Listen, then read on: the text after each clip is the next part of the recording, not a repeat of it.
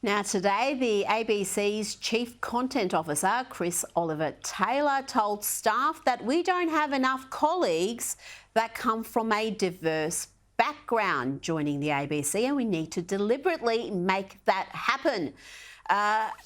Michael, not much mention of diversity of thought here, obviously, because that is the biggest diversity issue facing the ABC, bar none. But they want people from different ethnic backgrounds, different pronouns possibly, different abilities. So what do you make of this focus on diversity from the ABC?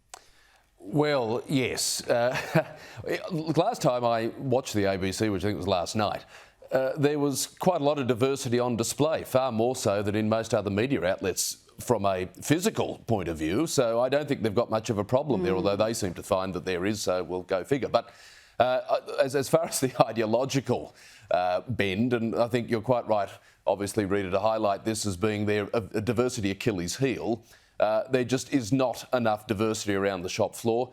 And there won't be, because it doesn't matter what the people at the top around the board, and as you know, over decades, Liberal governments have tried to influence the board and all the rest of it, and they've tried to push down on the shop floor, as it were, and say, listen, we've got to shake things up a bit. About the best they did was come up with a show called Counterpoint, which says it all. There just is not enough political diversity on display. And people say, yeah, but hang on, what about Sky? What about where I am, Nine Radio and the rest of it?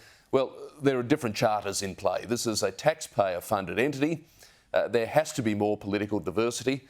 Just quietly, there's not enough at SBS, as it turns out, either. But how do you break this rock? I don't know. We've tried and tried for decades. You just can't smash it. You make an excellent point there, Lisa. SBS flies under the radar a little bit. They are also the beneficiary of hundreds of millions every year of taxpayer funds. And where is their diversity of opinion and genuinely serving the Australian public? They fail as well. But the ABC, they look at their charter and just laugh. They do not take it seriously.